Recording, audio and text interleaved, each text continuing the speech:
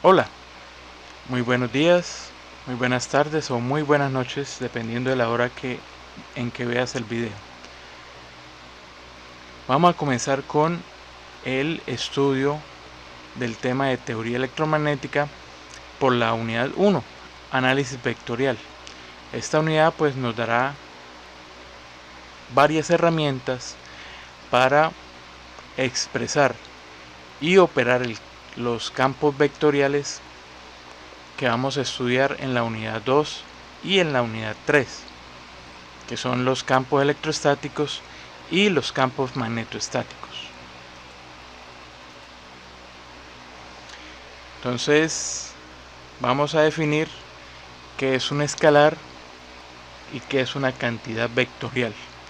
Una cantidad escalar es aquella que en su definición solo necesita el valor de la magnitud, como por ejemplo puede ser el tiempo o la temperatura.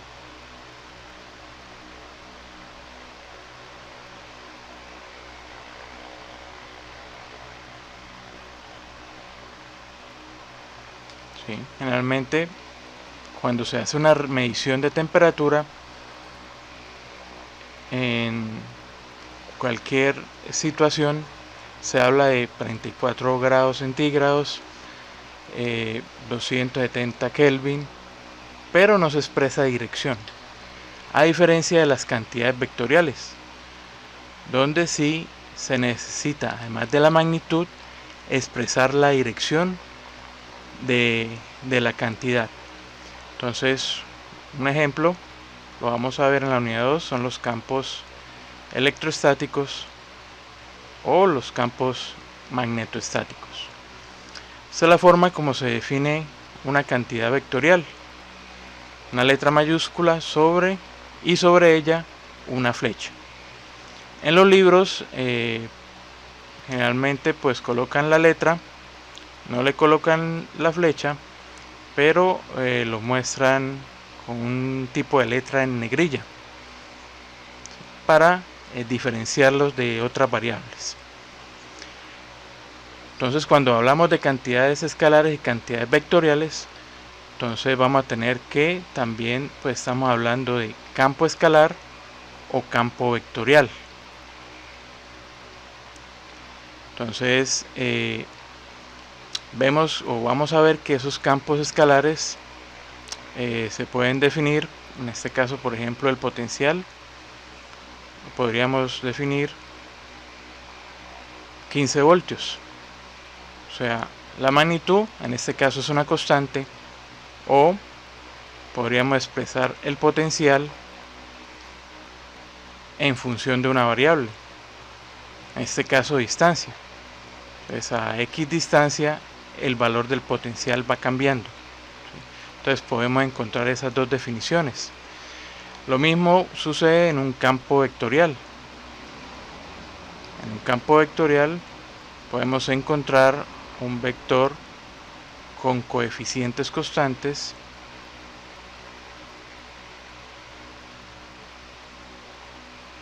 o pueden también depender de las distancias, por ejemplo y, z a su x más x a su y más z al cuadrado a su z. Entonces el campo eléctrico dependería de la distancia que hay del origen al punto donde se reemplacen los valores de x, y y z.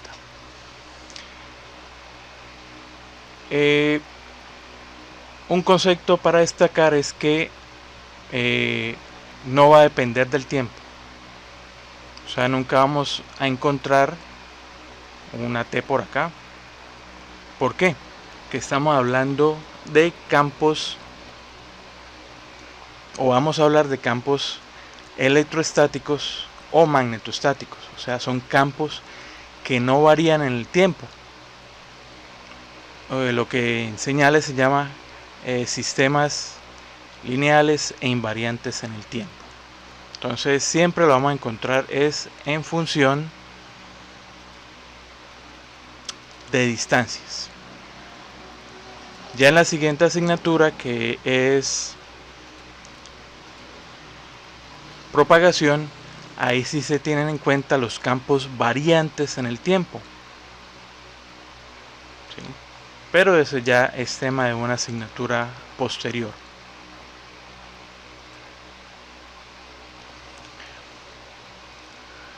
Como vieron, aquí en mi definición de un campo vectorial aparecen esos subíndices, a su x, a su y, a su z. En física lo pudieron ver como I,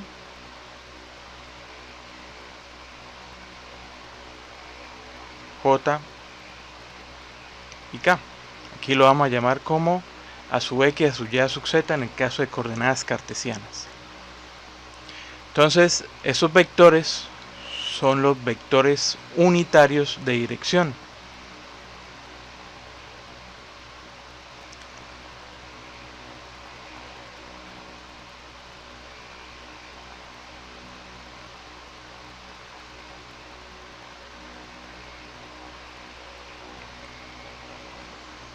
Y es la que le va a dar dirección a ese campo vectorial.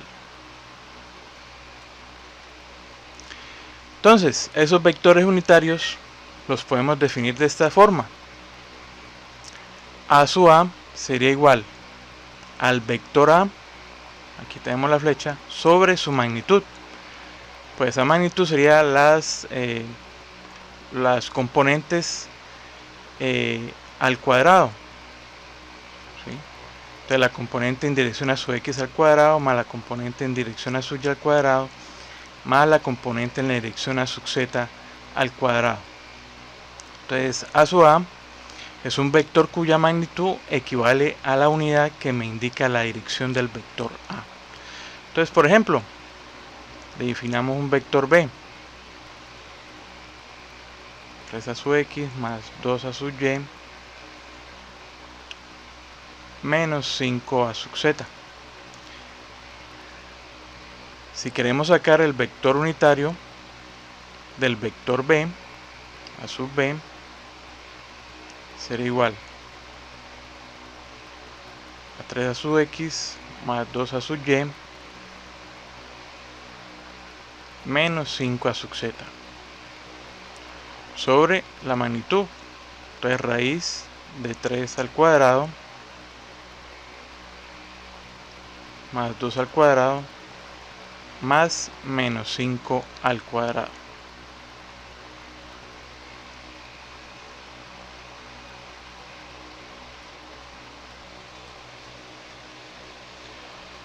Entonces, operando esto en la calculadora, nos daría la expresión del denominador, nos daría raíz de 38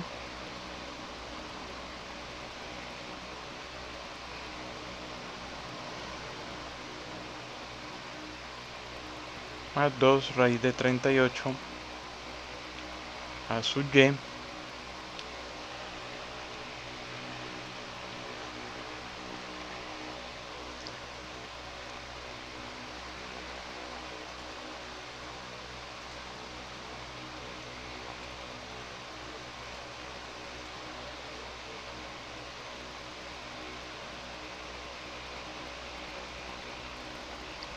menos 5 raíz de 38 en dirección a su z. Entonces, si ustedes toman y elevan al cuadrado, o sea, le sacamos la magnitud al vector B, al vector unitario de B,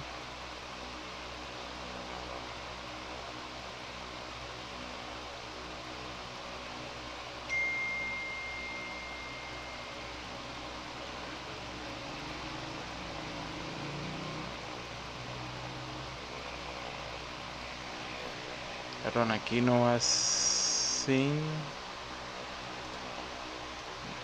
el vector unitario.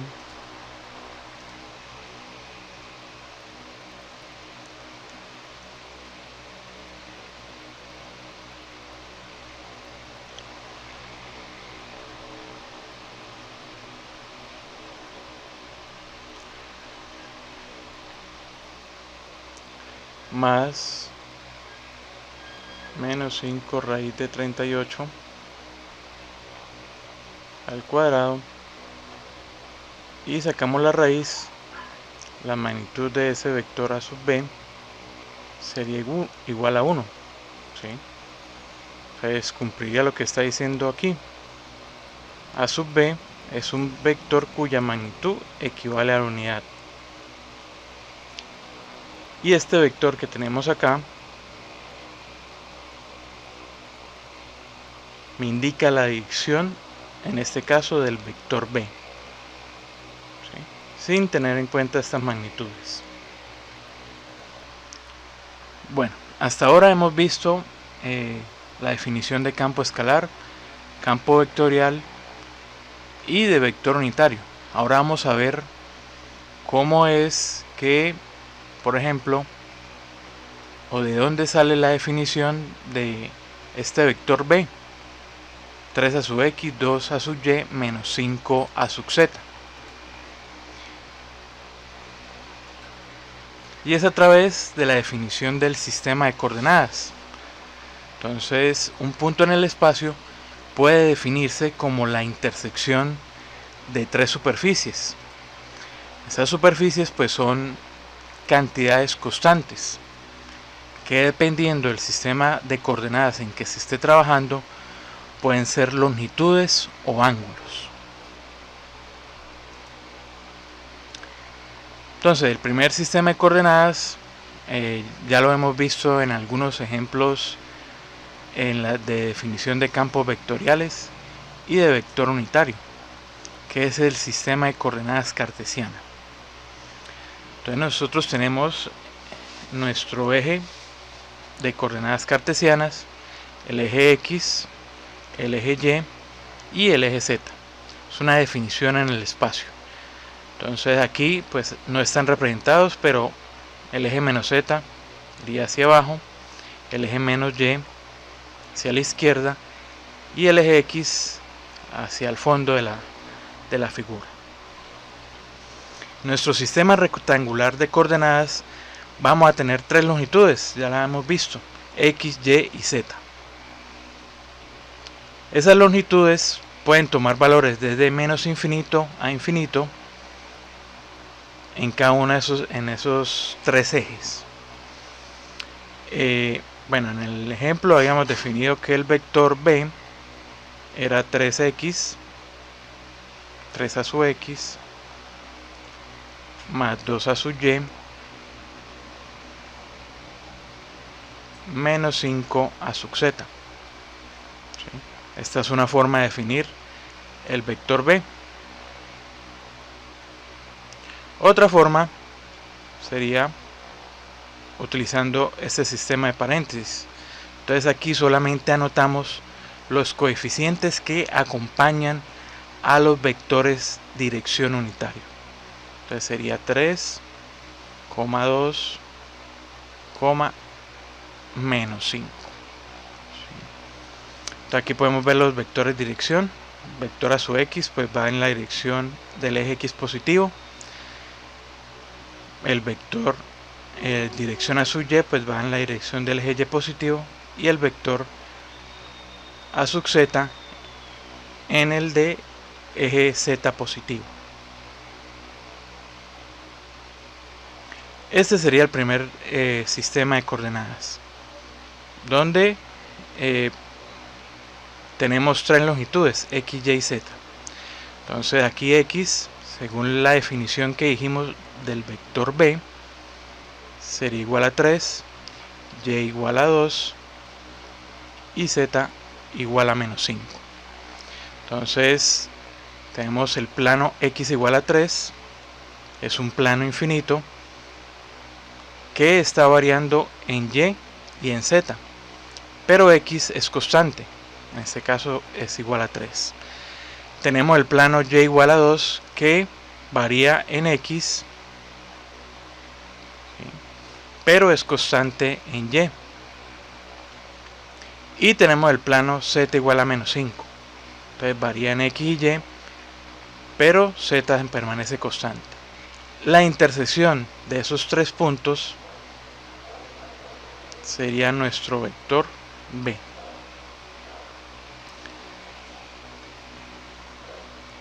El siguiente sistema es el de coordenadas curvilíneas. Y el primero de ellos es el sistema de coordenadas cilíndricas. En este caso vamos a tener una longitud,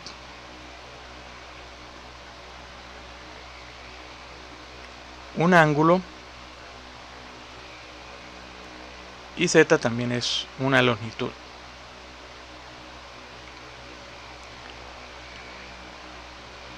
Entonces, un punto en el espacio en coordenadas cilíndricas sería la intersección de tres planos. Un plano que lo hace este cilindro de radio ρ, esta sería una superficie. La otra superficie sería la que forma el ángulo φ y la otra el plano Z. La intersección de esos tres puntos me da ese vector en el espacio. Entonces, miremos las definiciones. ρ siempre parte del eje Z, sea positivo o negativo, en forma radial, alejándose de ese eje Z. Ese sería ρ. Φ es un ángulo que siempre parte del eje X positivo, en sentido antihorario.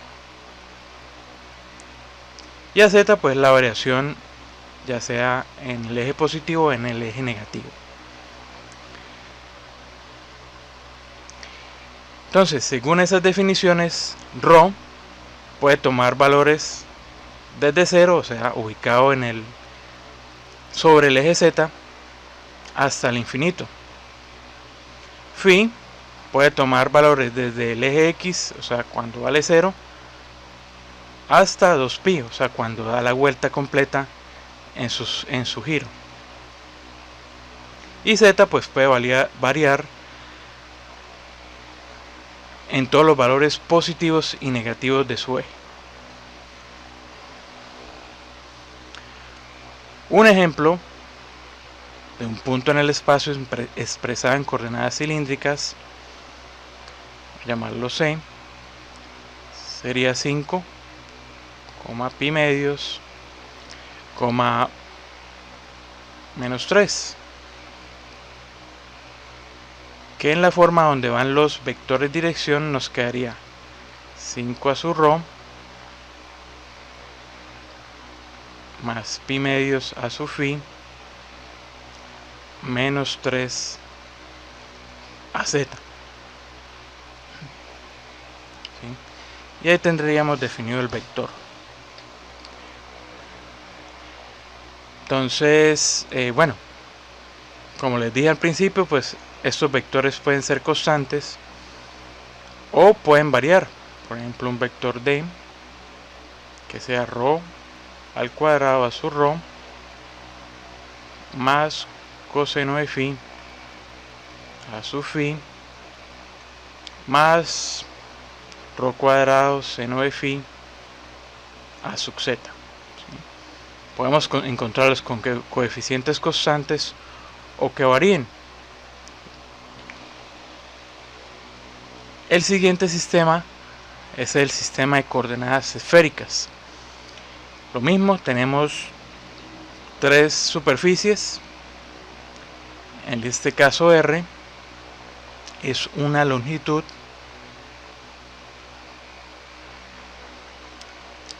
θ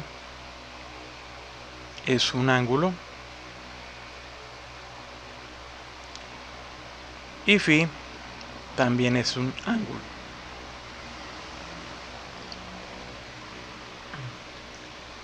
Entonces, ojo a las definiciones. R es la distancia desde el origen, o sea, aquí el origen del sistema ortogonal de coordenadas a un punto en el espacio.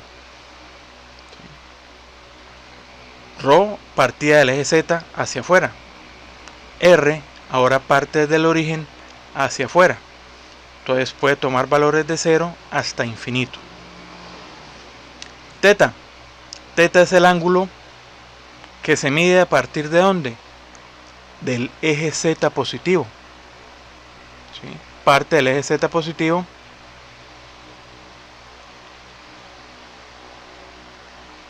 abre su compás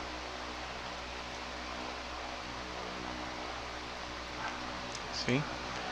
hacia abajo, y el límite de ese ángulo teta es cuando llega al eje Z negativo. Por eso puede variar de 0 hasta pi, o sea, hasta 180 grados. El ángulo phi tiene la misma definición que en el sistema de coordenadas cilíndricas. Tenemos el eje X positivo, abre compás en sentido antihorario, y el límite sería 2pi. Un ejemplo de un vector en coordenadas esféricas podría ser 10, pi tercios pi. ¿Sí? Una longitud, dos ángulos. Entonces llamemos este el vector E. Entonces sería 10 a su r más pi tercios a sub teta más pi a su phi. ¿Sí? Y lo mismo que en coordenadas cilíndricas o cartesianas, pues en este ejemplo pues lo definimos como coeficientes constantes, pero también puede tener coeficientes variables. Aquí ser r al cubo a su r, coseno de phi por seno de phi a sub teta más coseno de teta a sub phi. ¿Sí? Depende del campo vectorial que se esté trabajando.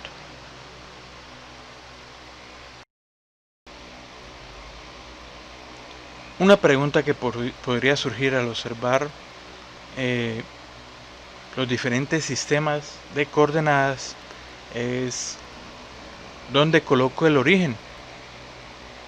¿Será que lo coloco en el centro de la Tierra, en el centro del sistema solar, en el centro de la galaxia? No, el origen usted lo coloca en aquel sitio donde está presente la fuente de campo eléctrico o campo magnético. Por ejemplo, tenemos este artículo publicado en la revista IEEE de antenas y propagación. Entonces el título: análisis de la absorción de energía electromagnética en el cuerpo humano para terminales móviles. Entonces aquí observamos que el investigador, bueno, este es un artículo que fue publicado en el 23 de marzo de 2020. Vemos que el investigador colocó el eje de coordenadas en el teléfono móvil, que es la fuente, en este caso, de campos electromagnéticos. ¿Sí? Entonces aquí ven el eje Y, el eje X, y aquí ven este símbolo. Bueno, este símbolo lo van a ver en el libro de la SADICO. Significa que la dirección o las líneas de campo entran, en este caso pues como están visualizando un video, en la pantalla. Si fuera un libro, pues entran en la hoja del libro. ¿Sí? Eso es lo que significa ese símbolo. El otro que pueden encontrar es este. ¿Sí? Ese significa que las líneas de campo o la dirección salen de la hoja, o en este caso salen de la pantalla. Bueno, entonces acá dentro de la investigación él hizo la medición del campo eléctrico y el campo magnético. Vemos el campo eléctrico total, representado aquí por la letra E, y las componentes de campo en la dirección X, en la dirección Y, en la dirección Z. Lo mismo para el campo magnético. Tenemos la total, la dirección en X, la dirección en Y y la dirección en Z. O sea, sumando estas tres componentes tendríamos este total de campo magnético, y sumando estas tres componentes la total de campo eléctrico. ¿Sí? Entonces ustedes, como investigador en su trabajo, seleccionan el punto donde van a colocar el eje de coordenadas. ¿Cuál sistema usar? ¿El rectangular, el cilíndrico o el esférico? Depende de qué tipo sea la fuente que está produciendo el campo. Entonces, por ejemplo, si tenemos una carga puntual, lo más adecuado sería que se utilizaran coordenadas esféricas. Que una carga puntual es redonda, es una esfera, ¿sí? Y el campo eléctrico, en ese caso, en una carga puntual, sale de forma radial. Entonces sería mejor un sistema de coordenadas esférico. Ya, por ejemplo, si la fuente de campo es un hilo conductor, lo más apropiado sería un cilindro. Depende de la definición del problema, de donde se vaya a investigar, usted selecciona el sistema de coordenadas. No es que si selecciona otro sistema vaya a quedar mal. Lo que pasa es que se van a complicar los cálculos cuando se quiera analizar un sistema que naturalmente es esférico con un sistema rectangular o cilíndrico. O sea, se va a llegar al mismo resultado, pero los cálculos a emplear pues se van a complicar.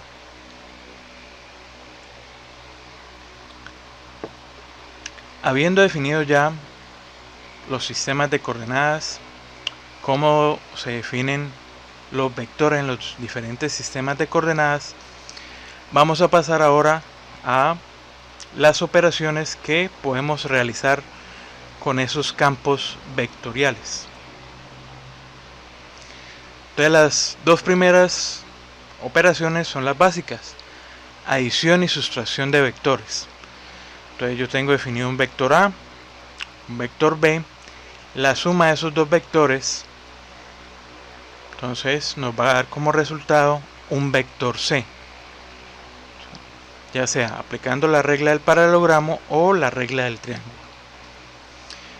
Para sumar vectores, el primer requisito es que tanto el vector A como el vector B estén definidos en el mismo sistema de coordenadas. O sea, si tenemos acá un vector A que está en coordenadas cartesianas y un vector B que está en coordenadas cilíndricas, no podemos hacer esa suma. Tendríamos que convertir ya sea el vector A cilíndricas o el vector B a coordenadas rectangulares. Bueno, esas conversiones, esa transformación entre sistemas de coordenadas, pues lo vamos a ver más adelante. Por ahora vamos a suponer que ambos vectores están definidos en el mismo sistema de coordenadas. Entonces la suma sería sumar los coeficientes en la dirección a su X, sumar los coeficientes en la dirección Y sumar los coeficientes que están en la dirección a sub Z. Y el vector C sería el resultado. La resta lo mismo. Tenemos A menos B, ¿sí? Podríamos tener B menos A. Lo único que cambia es la dirección del vector. Vea que si restamos B menos A, vamos a tener un vector que va desde A hasta B. Mientras que si hacemos la operación contraria, o sea A menos B, lo que cambia es la dirección del vector resultante.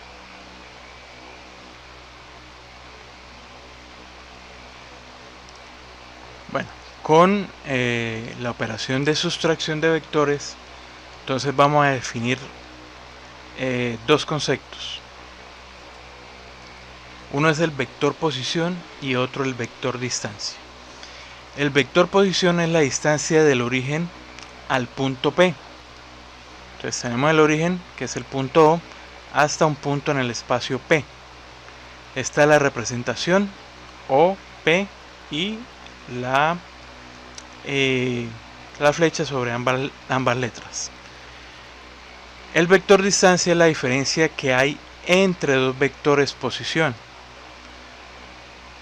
Y podemos representarlo con la letra R o con la que quieran. Y estos dos subíndices, PQ. El orden de los subíndices me va a indicar cuál vector ese es el que se resta de otro. Entonces, por ejemplo, en este que tenemos acá, RPQ, esto sería igual a el vector posición, RQ menos RP, ¿sí? Que sería este que tenemos acá. Entonces el resultado nos daría una dirección resultante. Diferente si definimos RQP.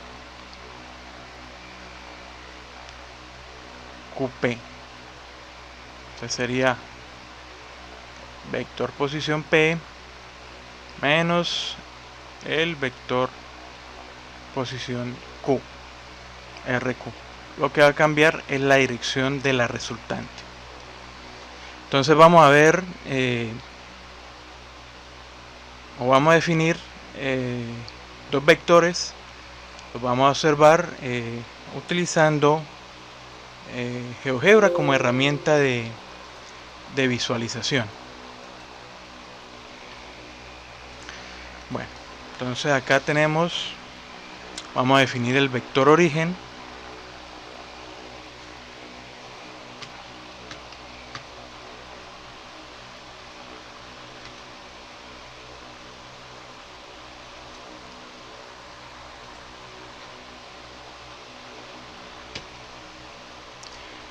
Vamos a definir un vector P, un punto P.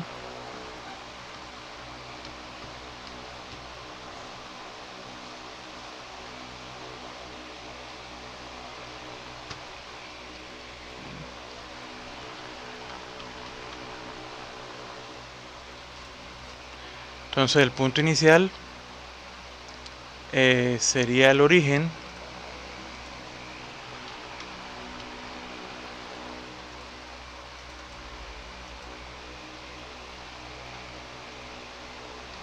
O sea, el punto 0,0,0 y el punto final sería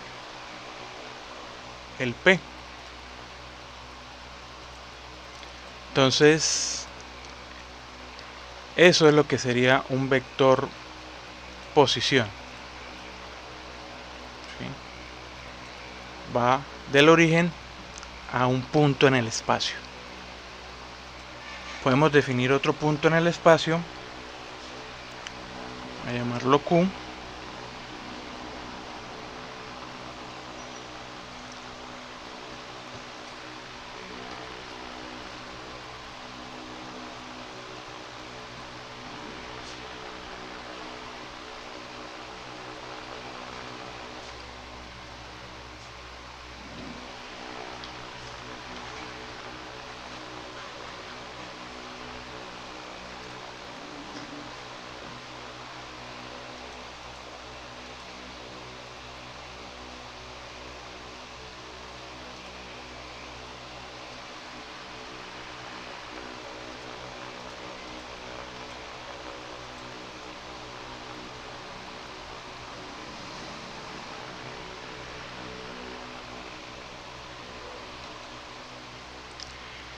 Y ahí tendríamos el segundo vector posición. Entonces tenemos que el vector OP sería 4 en X, 5 en Y y sube 6 unidades de longitud en Z.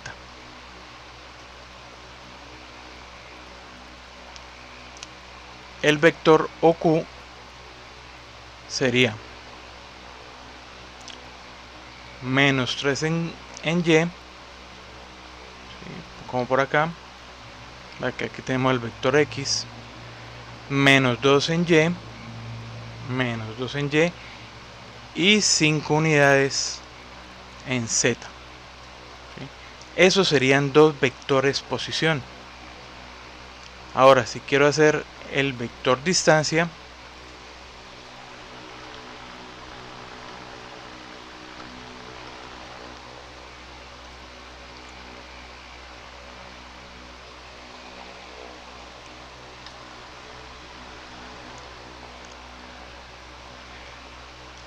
entonces vamos a tomar como punto inicial el punto P,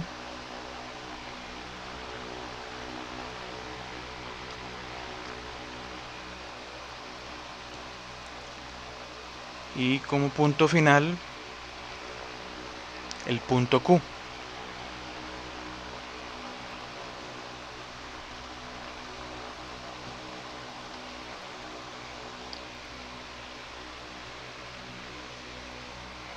Y ahí tenemos el vector distancia, que sería la resta de dos vectores posición. Entonces, según la nomenclatura que le di,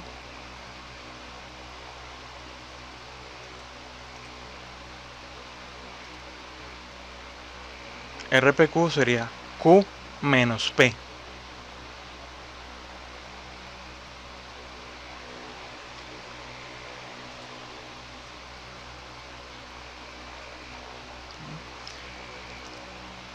Vemos que Q vale menos 3, menos P sería menos 4, entonces menos 7.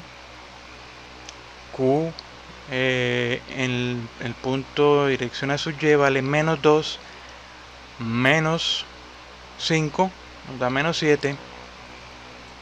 Y tenemos que en la Z sería 5 menos 6, entonces nos da menos 1.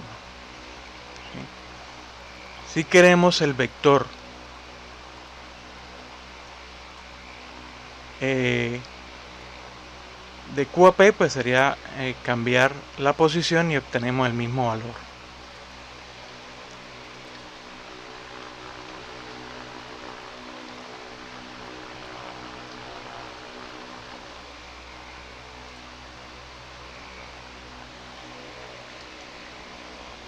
Entonces esa sería la parte visual. Podemos ahora ver la parte manual para ver la operación que acabamos de hacer en GeoGebra.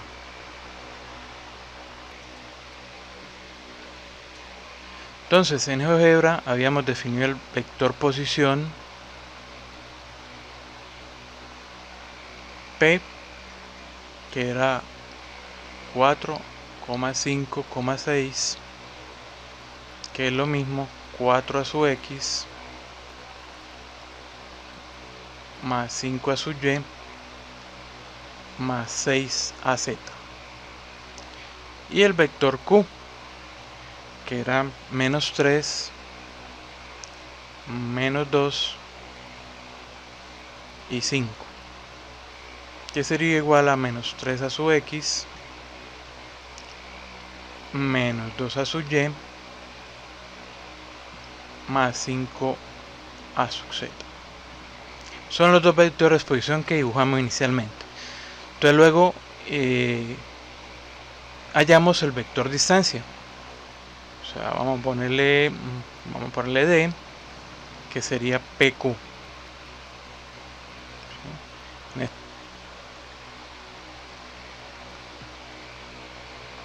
Y esto sería igual al vector Q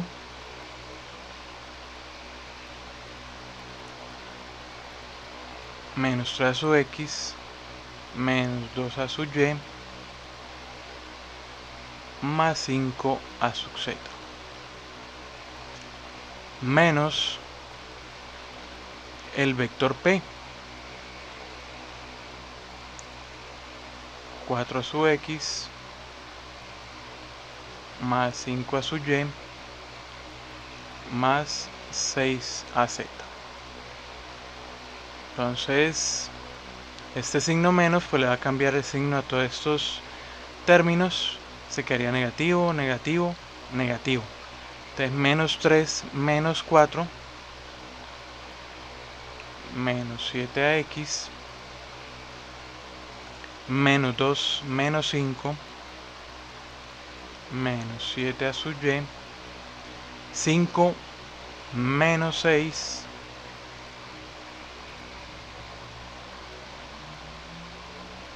menos 1 a su y.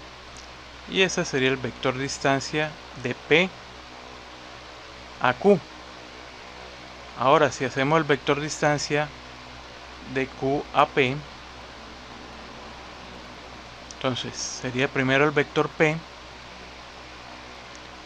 4 a su X más 5 a su Y más 6 a Z,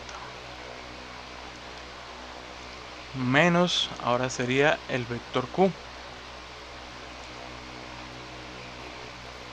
menos 3 a su X menos 2 a su Y más 5 a Z.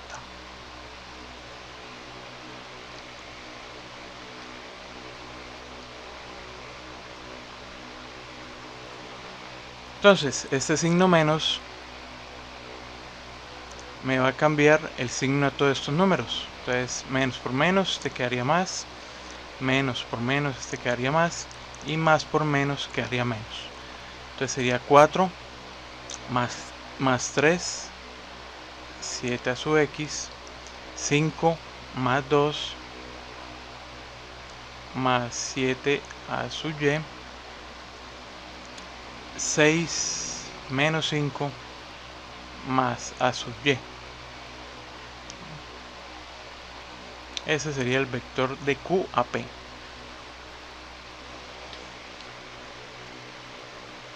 Entonces si observan, lo que va a cambiar es la dirección. Este estaría en dirección menos a su X y este en dirección a su X. Entonces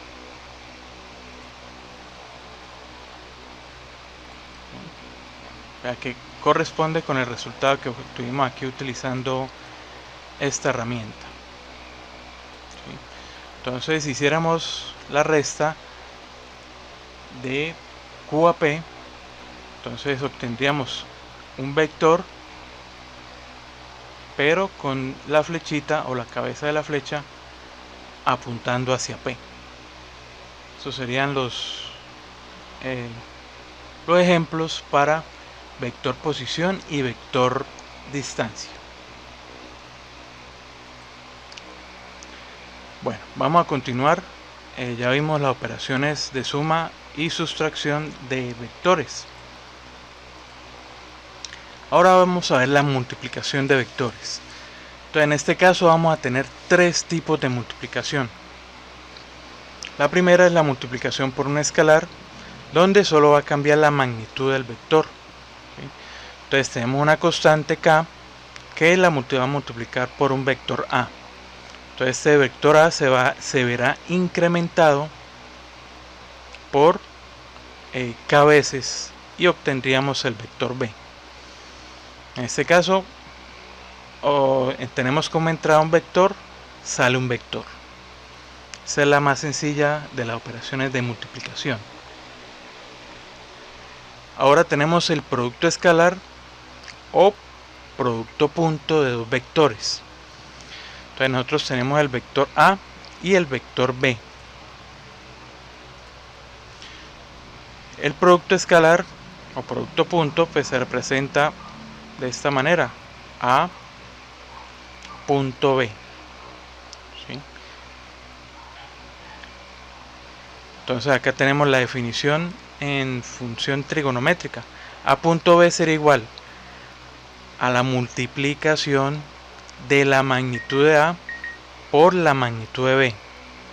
Recuerde que la magnitud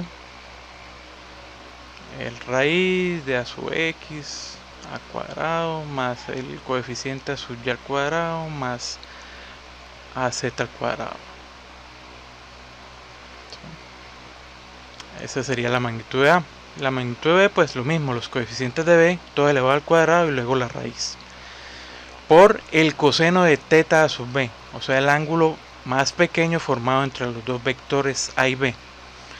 ¿Por qué el más pequeño? Porque podríamos tener o medir el ángulo a partir de este punto. Entonces siempre se mide el ángulo más pequeño entre esos dos vectores. Entonces veamos un ejemplo. Bueno, antes de eso vamos a definir el producto punto entre vectores unitarios de dirección. Entonces, la regla para el producto punto entre vectores de dirección: si el producto punto se realiza entre vectores de igual dirección, el resultado es 1. Si tienen dirección diferente, por ejemplo a sub x punto a sub y, el resultado es 0. Lo mismo se aplica para los vectores de dirección en coordenadas cilíndricas o en coordenadas esféricas. ¿Sí? Aquí podemos ver otro ejemplo. A teta punto a sub teta nos va a dar 1. Igual con las definiciones en coordenadas cilíndricas. Entonces vamos a ver un ejemplo de producto punto.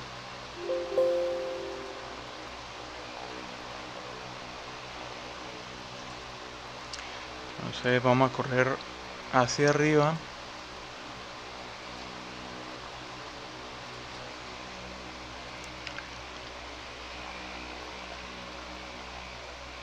Entonces tenemos el producto punto. Vamos a definir el vector A.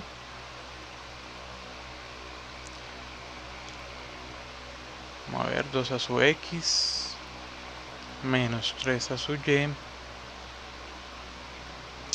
más 4 a z. Y un vector B, 3 a sub x más 4 a sub y menos 5 a sub z. Lo mismo que en la sustracción y en la suma de vectores. Ambos vectores deben estar en el mismo sistema de coordenadas para hacer el producto punto. Bueno, entonces sería A punto B sería igual, aquí notamos 2 a sub x menos 3 a sub y más 4 a z. Punto 3 a sub x más 4 a sub y menos 5 a sub z. Entonces aquí realizamos una multiplicación. Tendríamos este primer término,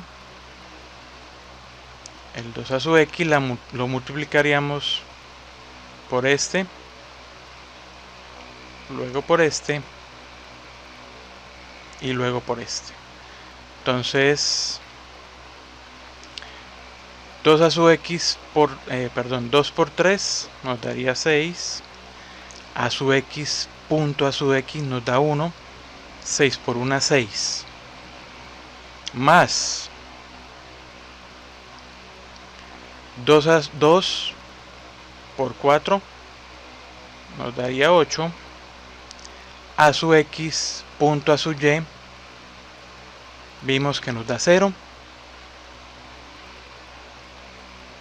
Más 2 por menos 5, bueno, aquí sería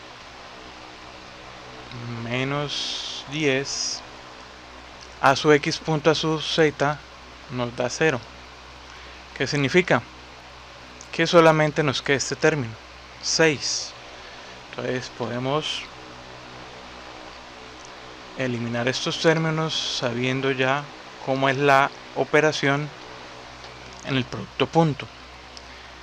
Ahora, menos 3, bueno, a sub y punto a sub x nos da 0. a su y punto a su y nos da 1, ese término va a quedar, entonces menos 3 por 4, menos 12, a su y punto a su z nos da 0, listo. Ahora pasamos a este, a su z punto a su x nos da 0, a su z punto a su y nos da 0, a su z punto a su z nos da 1, entonces sería 4 por menos 5 menos 20.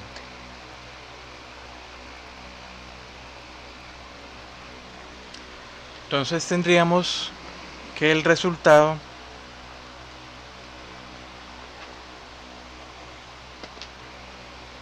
del producto punto entre los vectores a y b sería menos 26.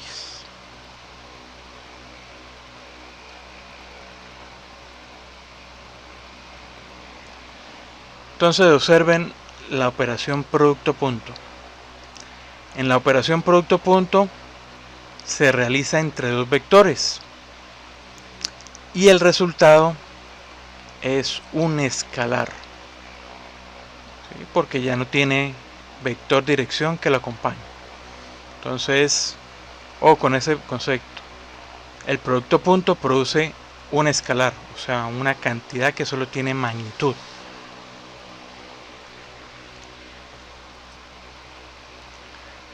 Y si hiciéramos el producto punto b punto a,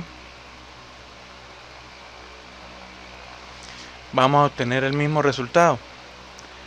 2 por 3, 6, menos 3 por menos 4,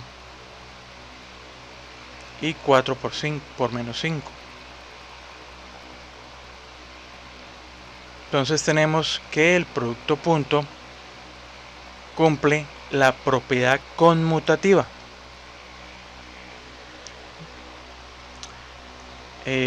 Bueno, al principio les dije que ese producto punto pues debería hacerse entre vectores o entre vectores que tuvieran el mismo sistema de coordenadas. ¿Será que puede darse un producto punto a su x punto a su ρ? Sí. Vamos a ver cuál es el resultado.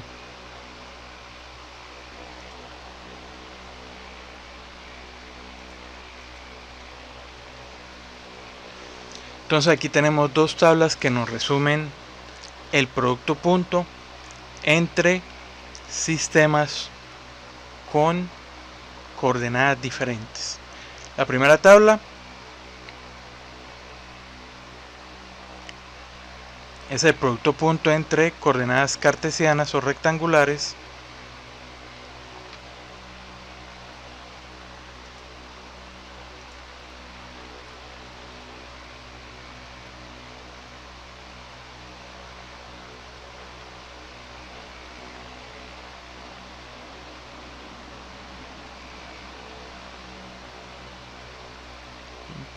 Entonces tenemos que el producto punto, por ejemplo, a su x punto a su ρ nos da como resultado coseno de phi. A su x punto a su phi nos da menos seno de phi. Y a su x punto a su z nos da 0. Y acá pues tendríamos entre sistema de coordenadas cartesianas y el sistema esférico, r, θ y phi. Entonces lo mismo, a su x punto a su r, el resultado del producto punto es seno de θ coseno de phi. Y así con los demás términos de la tabla. Entonces, como ya vimos que el producto punto cumple con la propiedad conmutativa, es lo mismo tener a su r punto a su x que a su x punto a su r. Entonces, ahí tienen una tabla de fórmulas que pueden utilizar para desarrollar los trabajos o el previo.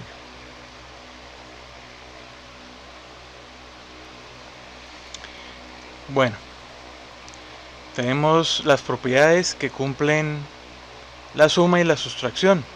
Entonces, por ejemplo, vemos que cumple la propiedad conmutativa, la asociativa y la distributiva. El producto punto o escalar cumple con la propiedad conmutativa, ya lo vimos, lo comprobamos matemáticamente. Cumple con la propiedad distributiva, y si yo hago el producto punto entre dos vectores, por ejemplo A con punto A, lo que vamos a obtener es la magnitud, o sea, cada uno de los componentes de ese vector al cuadrado. Bueno, y tenemos ahora el producto cruz o vectorial. En el producto cruz o vectorial tenemos que entran dos vectores, el vector A y el vector C, el vector B. El resultado de ese producto cruz es otro vector.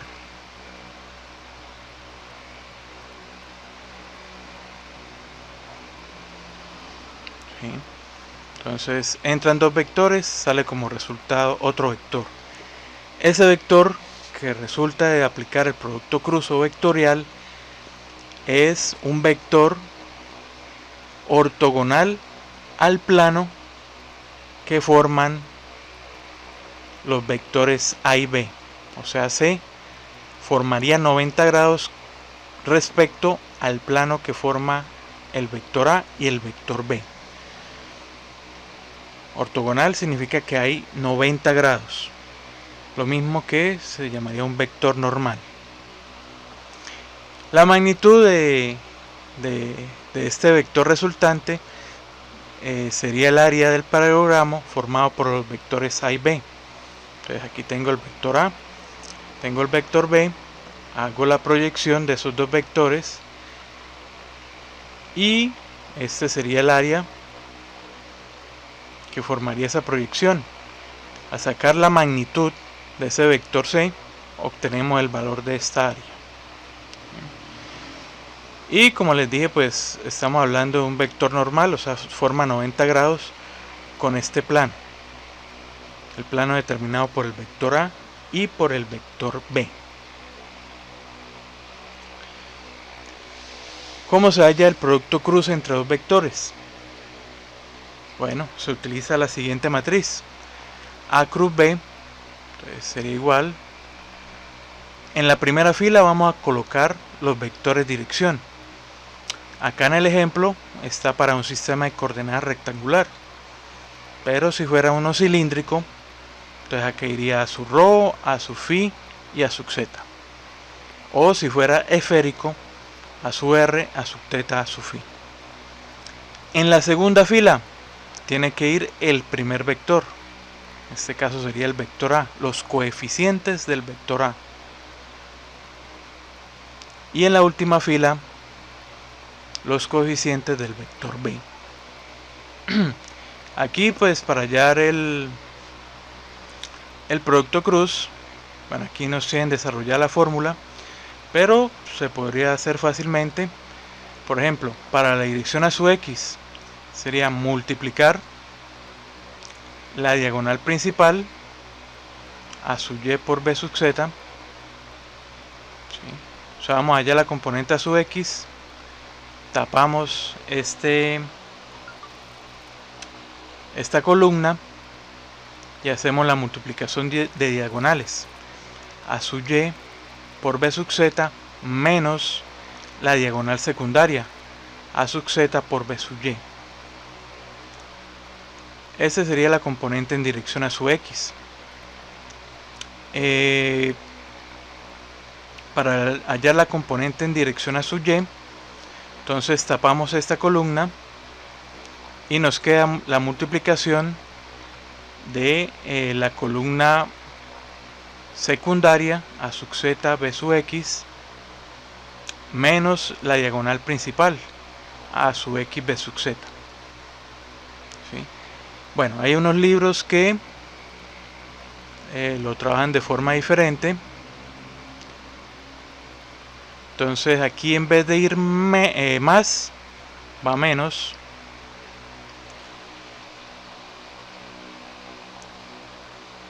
Y sería la resta menos la diagonal principal a su x por b sub z menos la diagonal secundaria a z por bx. Y esto sería en la dirección a sub y. ¿Sí? Entonces, la única diferencia es que si ponen menos, entonces va a ser diagonal principal menos diagonal secundaria. Bueno, aquí sí sería más, aquí es más, menos, más. Vamos allá a la componente en dirección a sub z, tapamos esta columna, lo mismo diagonal principal a su x por b sub y menos diagonal secundaria a su y por b sub x. Esa es la forma de hallar el producto punto. Si es otro sistema de coordenadas, simplemente le cambian acá los vectores de dirección y se opera de la misma forma. Bueno, aquí tenemos las fórmulas para el producto cruz de vectores de dirección. A su x cruz a su y nos da sub z, a su y cruz a sub z nos da su x, a z cruz a su x nos da su y. Lo mismo para los demás sistemas de coordenadas. Aquí tenemos las fórmulas. Bueno, si quieren conceptualizar un poquito cómo se obtiene, podemos utilizar esta simbología. Colocamos los vectores de dirección, en este caso a su x, a su y, a su z. El sentido de la flecha me indica si es horario o antihorario. En este caso es sentido horario. Entonces, bueno, aquí está la fórmula. Vamos a reemplazar acá por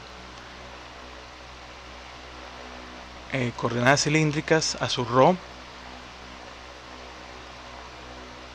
Aquí en vez de ser a su y, a su phi. Y aquí a su z. Entonces, a su x cruz a su y.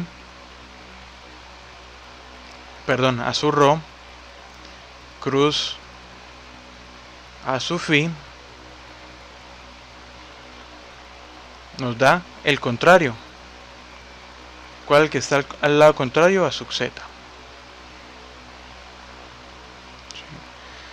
Lo mismo, por ejemplo, a sub z cruz a su ρ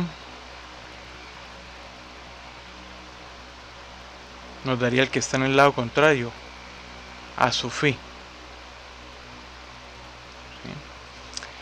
¿Y por qué les digo sentido horario o antihorario?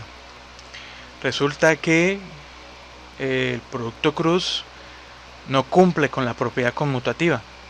Entonces es diferente hacer el producto punto, por ejemplo, a su ρ cruz a su phi.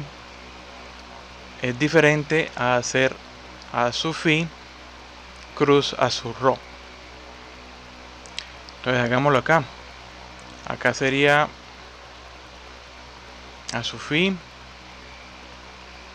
a su ρ, a z. Entonces tenemos primero a su phi cruz a su ρ nos da el contrario pero con signo negativo. Entonces nos daría menos a sub z.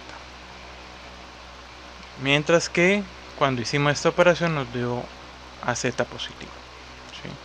Entonces tener en cuenta que el producto cruz no cumple con la propiedad conmutativa. Vamos a hacer un ejemplo del producto cruz. Bueno.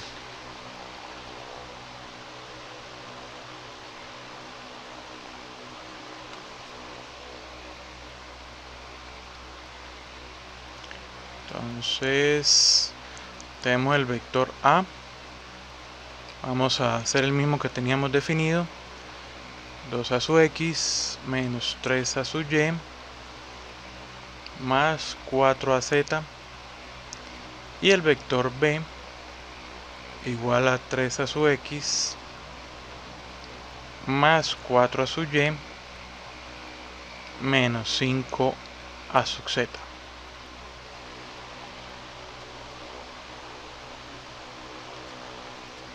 Listo. Entonces, si queremos hacer el producto A cruz B, entonces podemos armar nuestra matriz. Como está en coordenadas cartesianas, entonces en la primera fila los vectores dirección, a su x, a su y, a su z. En la segunda fila irían los coeficientes del vector A. 2, menos 3, 4. Y en la tercera fila los coeficientes del vector B. 3, 4 y menos 5. Bueno, entonces vamos a hallar la componente a su x.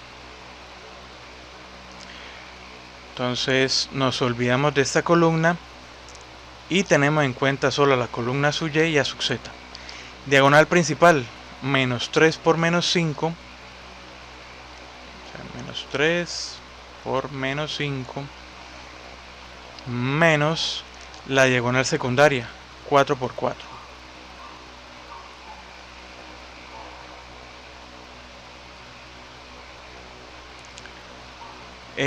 Vamos a hacer más, entonces menos la componente a su y. Entonces nos olvidamos de esa columna, solo nos queda la columna de ax y ay. Entonces diagonal principal, 2 por menos 5,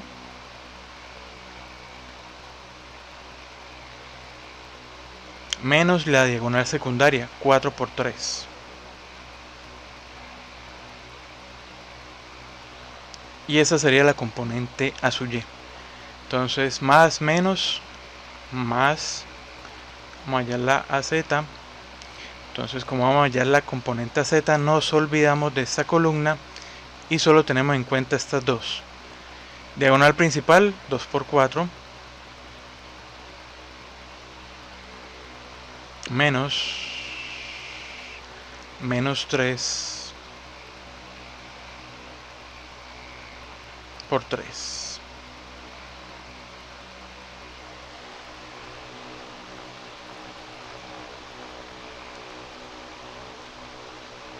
Bueno, entonces esto sería igual, menos por menos más, 15 menos 4 por 4, 16. Esto sería en la dirección a su x. Esto sería igual a menos a su x, igual a menos 1. Acá nos vamos para la componente a su y. Vamos a ponerle el menos acá, que es este menos de acá, que multiplica 2 por menos 5, menos 10, menos 4 por 3, 12. Sería la dirección a su y. Entonces nos quedaría menos 22 por menos más 22 a su y. Y ahora nos vamos para la componente en la z.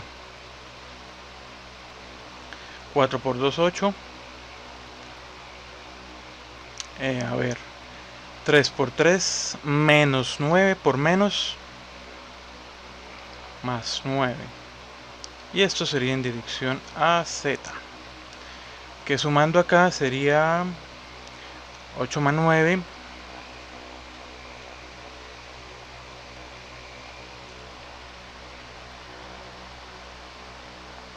17 a z.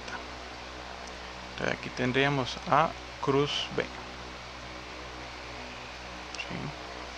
que podríamos asignarle como vector C.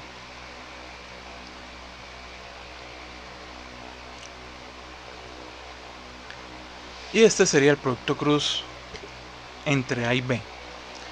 Bueno, ¿qué pasa si ya no hacemos A cruz B, sino B cruz A? Entonces, B cruz A. Armamos la matriz A sub X, A sub Y, A Z. Entonces, ahora, en la segunda fila van a ir los coeficientes del vector B, que sería 3, 4 y menos 5. Y en la última fila sería 2, menos 3 y 4. Menos 3 y 4. Bueno, entonces la misma operación. Hallamos la componente A sub X. Entonces, como vamos a hallar la componente A sub X, nos olvidamos de esta columna, solo tenemos en cuenta estas dos. 4 por 4, 16, menos 5 por menos 3, esto nos daría 15. Nos vamos para más, aquí sería menos A sub Y. Entonces vamos a hallar A sub Y, nos olvidamos de esta columna, tendríamos solamente la columna A sub X, A sub Z. Entonces diagonal principal, 3 por 4, 12, menos 5 por 2 sería menos 10, más menos más la componente AZ. Vamos a hallar a Z, entonces nos olvidamos de esta columna y solamente tenemos en cuenta estas dos. Diagonal principal, 3 por menos 3, o sea, nos daría 9,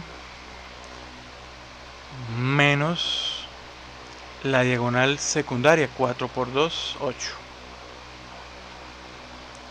Bueno, entonces vamos a llamarlo F al producto cruz B cruz A. Y esto nos daría 16 menos 15 nos da 1, o sea, A sub X. Acá menos y menos nos da más, nos daría 22, menos 22 A sub Y, y menos y menos, entonces sería menos 17 AZ. Entonces aquí observamos, cambiamos el orden de los vectores en el producto cruz y lo que cambió fue la magnitud. Aquí era menos, aquí pasó a ser más, aquí era más, pasó a ser menos, en este caso más, menos, ¿sí? Entonces ahí queda demostrado que el producto cruz no cumple con la propiedad conmutativa.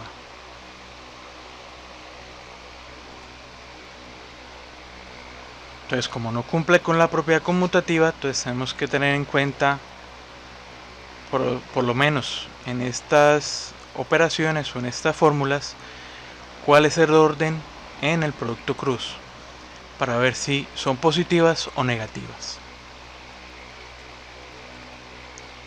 Bueno, aquí tenemos también las propiedades del producto cruz.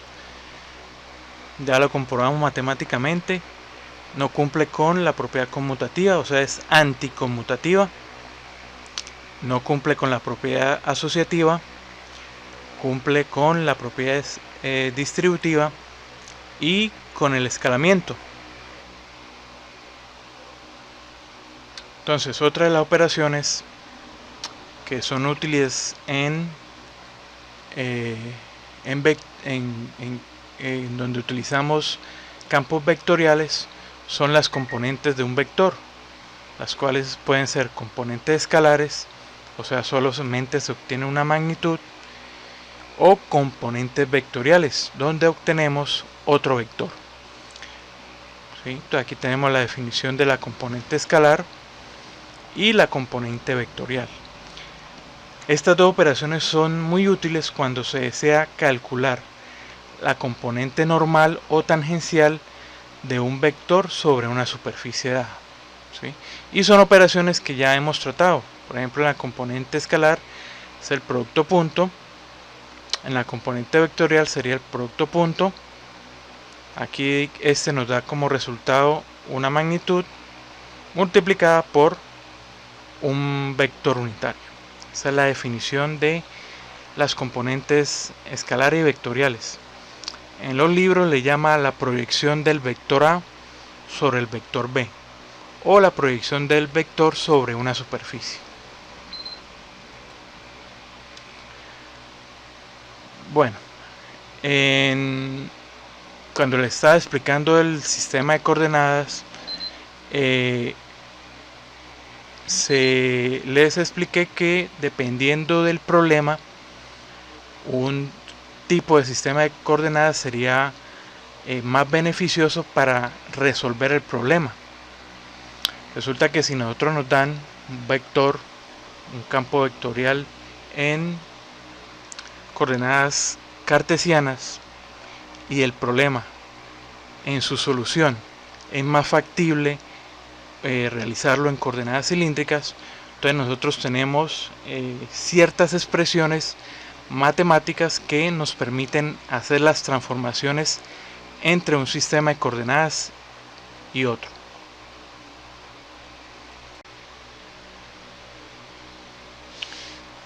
Entonces las expresiones que tenemos en pantalla nos permiten hacer la transformación de coordenadas cartesianas a cilíndricas y viceversa. Entonces, en este primer conjunto de ecuaciones nos permite hacer la transformación de coordenadas cartesianas a cilíndricas. Y acá en esta parte, este conjunto de ecuaciones nos permite hacer el proceso inverso, llevar de coordenadas cilíndricas a cartesianas. ¿Sí? Acá en la imagen podemos ver el punto ubicado en el espacio. La expresión o el punto expresado en coordenadas cartesianas es equivalente al de coordenadas cilíndricas. ¿Sí? Aquí vemos las relaciones trigonométricas que nos permiten hacer la conversión entre los sistemas. Entonces, por ejemplo, vamos a realizar un ejercicio de conversión de coordenadas. Entonces vamos a abrir por acá más espacio. Entonces vamos a trabajar con los mismos vectores que hemos definido en los ejemplos anteriores.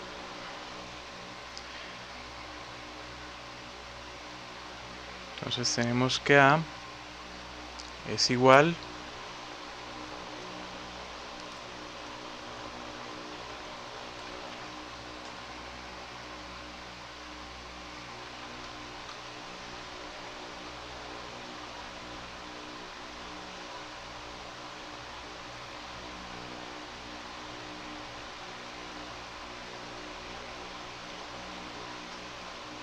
entonces tenemos que A evidentemente está definido en coordenadas cartesianas. Entonces vamos a hacer la transformación a coordenadas cilíndricas.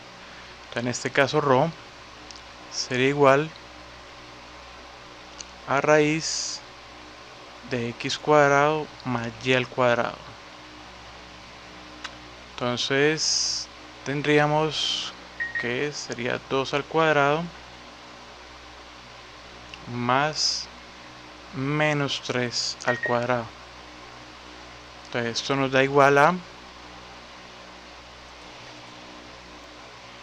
raíz de 13. Para fin teníamos que era arco tangente de y sobre x.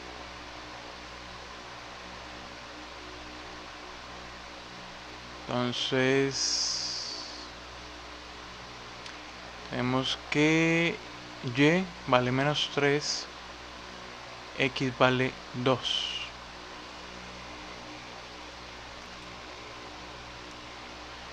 Lo que nos daría como resultado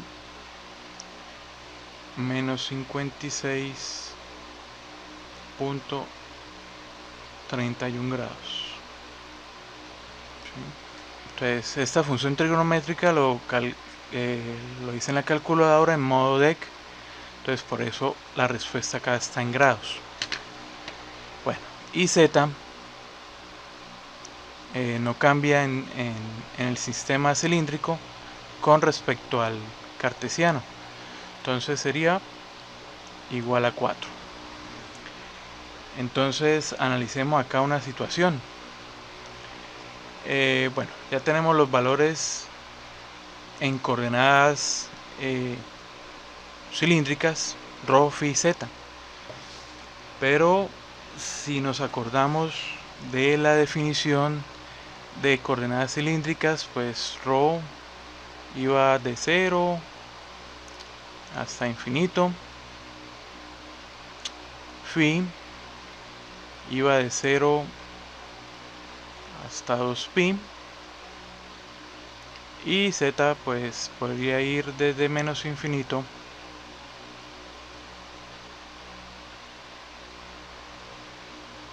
a infinito. Listo. Bueno, resulta que φ acá, según la definición de coordenadas cilíndricas, siempre va a ser positivo. Bueno, ¿qué pasó acá? Nos está dando un valor negativo, y si lo llevamos a coordenadas, lo llevamos a el ángulo a radianes, nos va a seguir dando negativo. Entonces, ¿qué sucede ahí? Entonces vamos a graficar acá.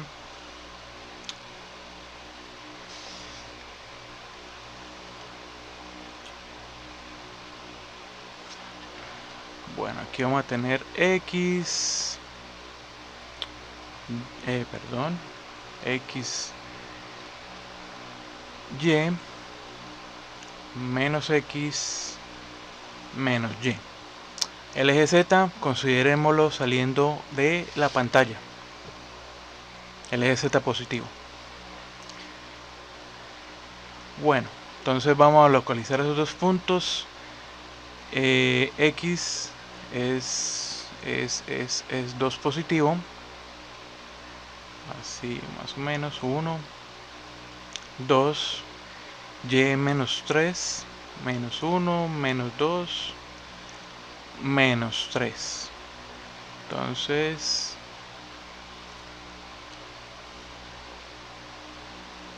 acá se intersectarían los dos puntos. Acá, si graficáramos el vector solamente en dirección a su x y en dirección a su y, olvidando por un momento a su z, el vector sería este.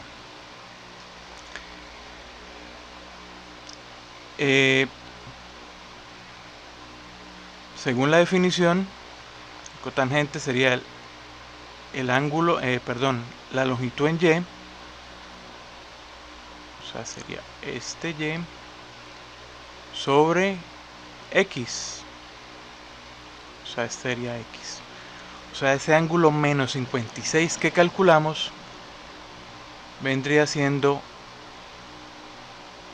este ángulo. Vamos a llamarlo alfa. Resulta que en la definición del ángulo φ decíamos que φ arrancaba del eje X positivo en sentido antihorario, ¿sí? Entonces tendríamos que hacer aquí una operación extra para hallar el verdadero valor. ¿Cuánto le tendríamos que sumar o restar para hallar el ángulo que de verdad es el correcto, o sea, phi, o sea, el que representa toda esta traza de color rojo? Entonces, observando, acá tendríamos 90, 180, 270, 360. Entonces,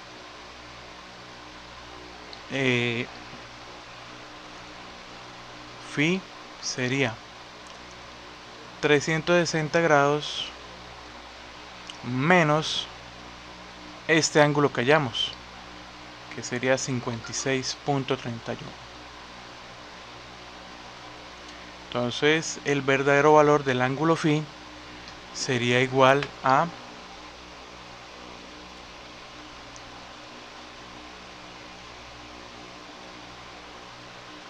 a 303.69 grados. Ese es el verdadero valor de phi. Entonces hay que tener cuidado cuando se vaya a hallar el valor de phi, sobre todo cuando y o x hagan que el vector caiga en este cuadrante o en este otro, ¿sí? Entonces atención con esos valores del ángulo phi, y recordar que siempre se mide desde el eje X positivo en sentido antihorario.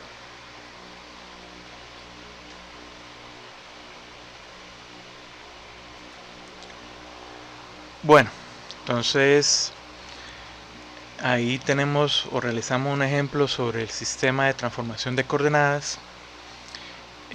Otras expresiones que nos sirven para transformar o hacer transformaciones entre coordenadas rectangulares y cilíndricas son estas matrices. Estas matrices se utilizan, por ejemplo, cuando el vector que nos dan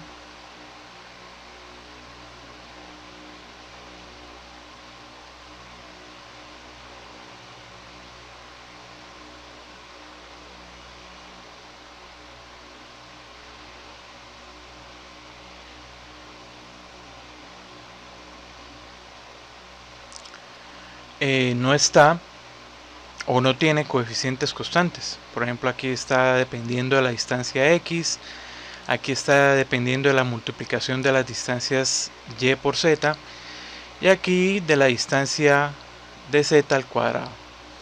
Entonces, en ese caso utilizamos alguna de estas dos matrices. Entonces, la primera matriz nos permite transformar de coordenadas cartesianas a cilíndricas. Acá tenemos nuestro vector de entrada, ¿sí?, el cual se multiplica, se hace la multiplicación de una matriz por un vector columna, y lo que obtenemos a la salida es el vector en coordenadas cilíndricas. Esta segunda matriz nos permite hacer el proceso inverso, convertir de coordenadas cilíndricas a cartesianas. Entonces acá tenemos la entrada, que es un vector que está en coordenadas cilíndricas, que al hacer la multiplicación con esta matriz obtenemos el vector en coordenadas cartesianas. Vamos a observar un ejemplo relacionado con estas matrices.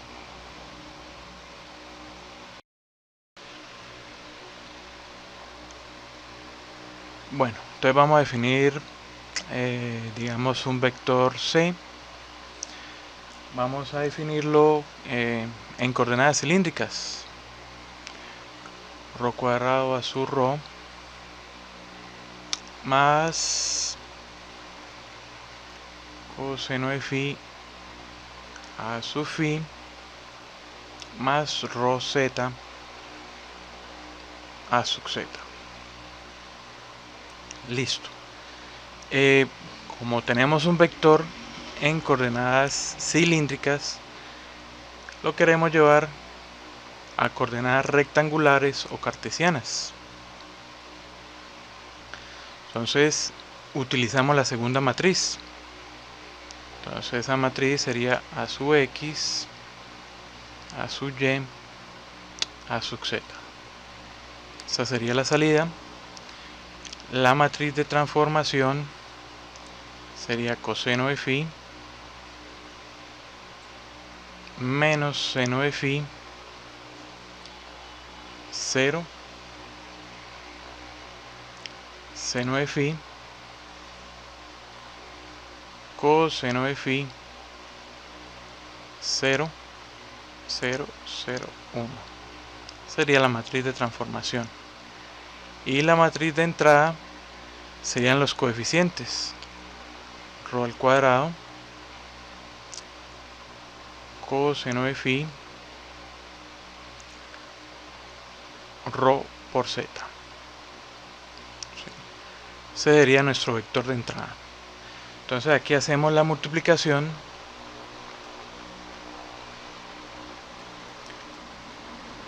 de una matriz por un vector columna. Entonces, al hacer la multiplicación, primero obtenemos a sub x. Bueno, entonces resulta que nosotros llamamos a esto, o definimos el vector es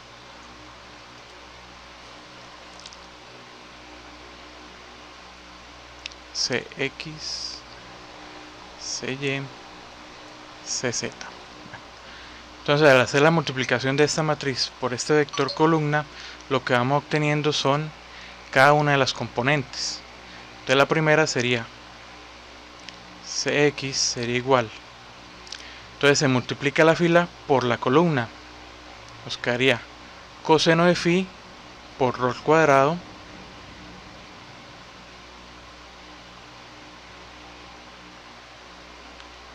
menos seno de phi por coseno de phi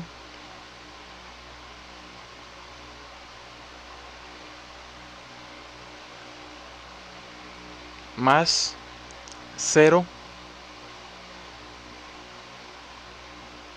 por rho z. Listo. Aquí ya tendríamos la primera componente, la de la dirección a sub x. Pero si observamos, este vector todavía tiene rho, que es coordenada cilíndrica, tiene coseno de phi, que es coordenada cilíndrica, seno, que es coordenada cilíndrica, y rho, que es coordenada cilíndrica. Entonces, ahí lo que podríamos hacer para dejar el vector expresado solamente en función de x, y y z es revisar o utilizar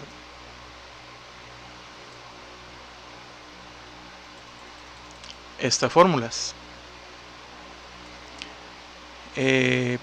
Por ejemplo, podríamos despejar coseno de phi, nos quedaría x sobre rho. Despejar seno de phi, nos quedaría y sobre rho. Y donde quede rho, reemplazar por esta expresión. Entonces vamos a anotar estas expresiones ahí en el tablero.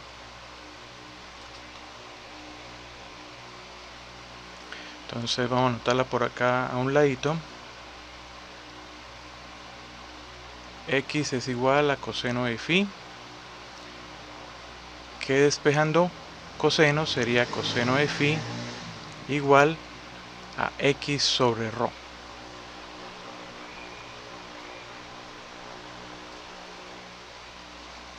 Y igual a rho seno de phi, que despejando nos quedaría seno de phi sería igual a y sobre rho, y vamos a tener que rho sería igual a x cuadrado más y cuadrado. Entonces entramos a reemplazar acá. Rho cuadrado, resulta que podemos despejar esto, entonces nos quedaría x cuadrado más y cuadrado. El cuadrado cancela esta raíz por coseno de phi, pero coseno de phi dijimos que era x sobre rho, pero rho es esta expresión, entonces nos queda x cuadrado más y cuadrado menos, bueno, seno, lo podemos reemplazar, aquí sería y sobre rho, pero rho es esta expresión, x cuadrado más y cuadrado, que multiplica a coseno de phi, que sería esta expresión que tenemos acá, x sobre raíz de x cuadrado más y cuadrado, más 0. Bueno, entonces quedarían los dos. Entonces, bueno, podríamos simplificar un poco. Esto nos quedaría x que multiplica x cuadrado más y cuadrado sobre raíz de x cuadrado más y cuadrado menos,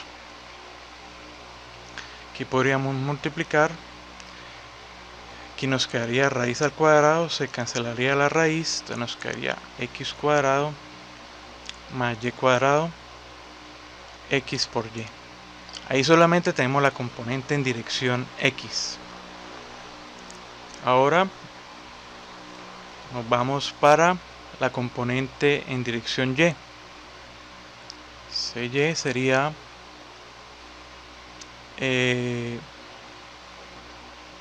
rho cuadrado por seno de phi más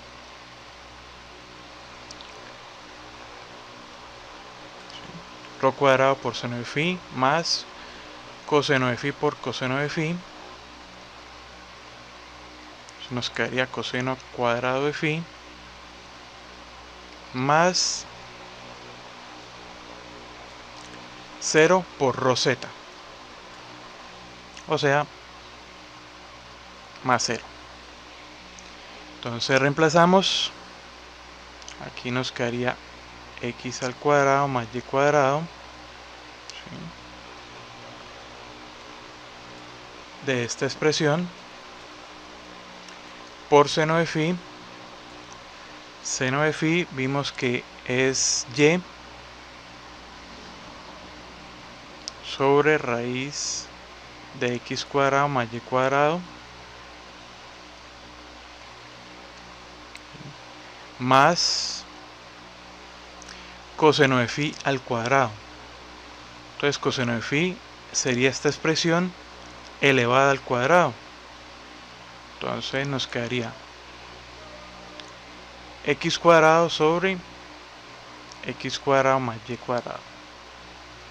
O sea, sería cy, o la componente en dirección a su y. Y para la componente en dirección a su z sería 0 por rho cuadrado más 0 por coseno de phi más 1 por rho z. Entonces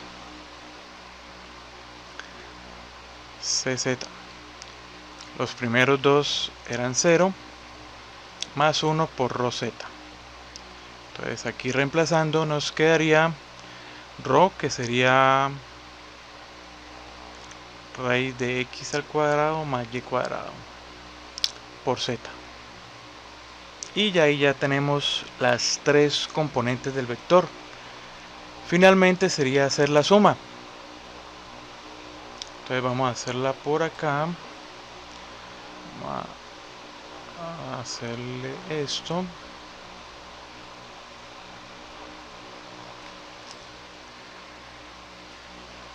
Entonces, hacer por acá la primera componente en la dirección X. C es un vector, sería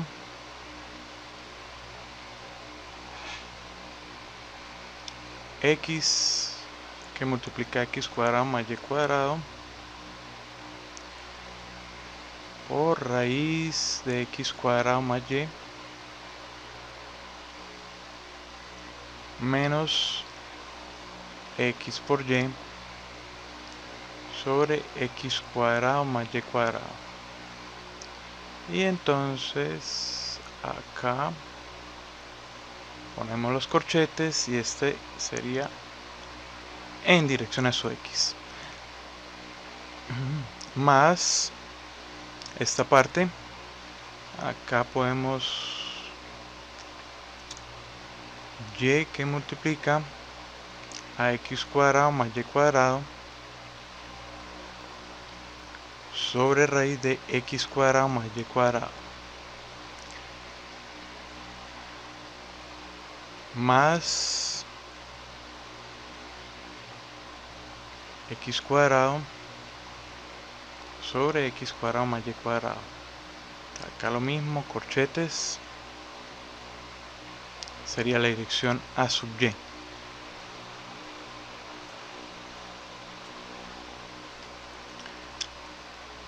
Más la dirección A sub Z, que sería Z que multiplica a X cuadrado más Y cuadrado.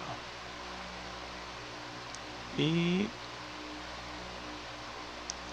esto sería en dirección A sub Z.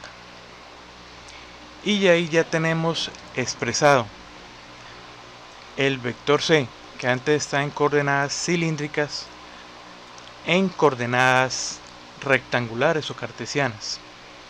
Entonces observen que cada una de las expresiones o términos que componen ese vector C solamente está en función de X, Y y Z.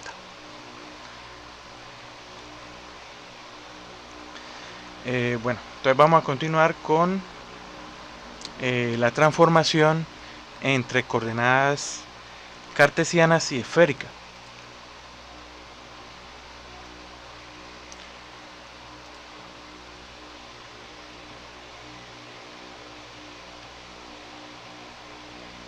Bueno, aquí tenemos las expresiones. Lo mismo, si nos dan un punto X, Y, Z donde esos coeficientes son constantes, por ejemplo 2 menos 3, 4, ¿sí? Podemos utilizar estas expresiones. Entonces en este caso nos lo están dando en coordenadas cartesianas. Vemos que tiene 3 longitudes. Entonces para llevarlas a esféricas utilizaríamos estas ecuaciones. Para R pues sería cada componente o cada coeficiente al cuadrado y a eso se le saca la raíz. Teta sería arco tangente de raíz de X cuadrado más Y cuadrado sobre Z. Y para phi tiene la misma definición que en coordenadas cilíndricas, arco tangente de Y sobre X. Ahora, si nos dan un punto en coordenadas esféricas, por ejemplo que nos lo den en grados, entonces utilizaríamos las expresiones de este recuadro. Tenemos el valor de teta, tenemos el valor de phi y el valor de r. Y ahí podemos hallar cada valor para coordenada cartesiana X, Y, Z.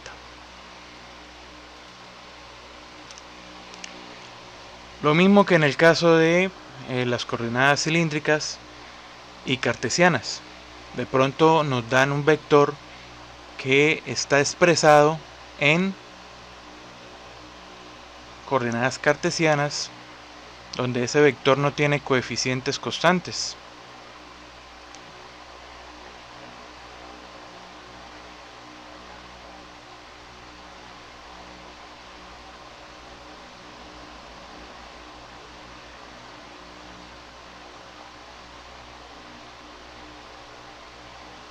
Perdón, aquí es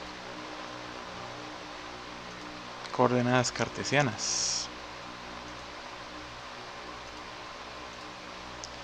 Entonces 3, por ejemplo, XY. Bueno, entonces ahí en ese caso utilizaríamos esta primera matriz, transformación de coordenadas cartesianas a esféricas. Acá en a sub x, a sub y, a sub z irían los coeficientes x cuadrado, y cuadrado y 3xy. ¿Sí? Al hacer la multiplicación de la matriz con el vector columna, obtenemos un vector en coordenadas esféricas. Ahora, si nuestro vector no lo dan en coordenadas esféricas,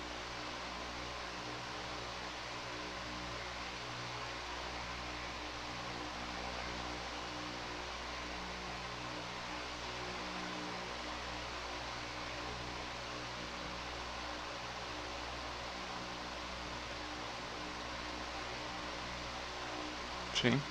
Lo mismo, tomamos los coeficientes, en este caso r seno de teta de phi, lo reemplazamos acá en a sub r, menos 3r lo reemplazaríamos acá, y 5 seno de phi lo reemplazaríamos acá. Al multiplicar con la matriz de transformación, a la salida obtendríamos un vector en coordenadas cartesianas. El procedimiento es el mismo que vimos en coordenadas cilíndricas. Van a haber términos que al hacer la multiplicación en la matriz aún estarán en función de r, teta y phi. Entonces se pueden utilizar estas expresiones que tenemos acá para dejar el vector completamente expresado en coordenadas cartesianas. O si estamos haciendo una transformación de cartesianas a esféricas, lo mismo, van a quedar algunos términos en función de x, en función de y, en función de z. Entonces podemos utilizar estas expresiones para dejarla totalmente en función de términos de coordenadas esféricas. Bueno, y para terminar, también tenemos expresiones para convertir coordenadas esféricas a cilíndricas y viceversa. Entonces acá tenemos en las dos primeras filas son las ecuaciones para convertir puntos. ¿Sí? Entonces, por ejemplo, si el punto está en coordenada cilíndrica y lo queremos llevar a esférica, utilizamos la primera fila, la que estoy señalando acá. Si por el contrario está en esféricas y queremos llevarla a cilíndricas, utilizaríamos esta ecuación, este trío de ecuaciones. Y lo mismo, si nos dan un vector donde los coeficientes no son constantes, entonces tenemos esta primera matriz que convierte de coordenadas cilíndricas a esféricas, y esta otra matriz convierte de coordenadas esféricas a cilíndricas. El procedimiento es igual al procedimiento que hicimos con coordenadas cilíndricas. Primero hacer la multiplicación de la matriz por el vector columna, luego observar si estamos llevando esféricas, solamente tiene que estar en función de r teta phi. Si lo llevamos a cilíndrica, solo debe estar en función de rho, phi y zeta. Si no es el caso, si se presenta que hay alguna variable que falta por transformar, entonces podemos utilizar cualquiera de estas expresiones que tenemos acá. Entonces, espero haber sido bien claro en el tema. En la clase de discusión, pues podemos de pronto aclarar alguna duda que haya surgido al ver el video. Entonces, no es más por hoy. Nos vemos en la próxima clase.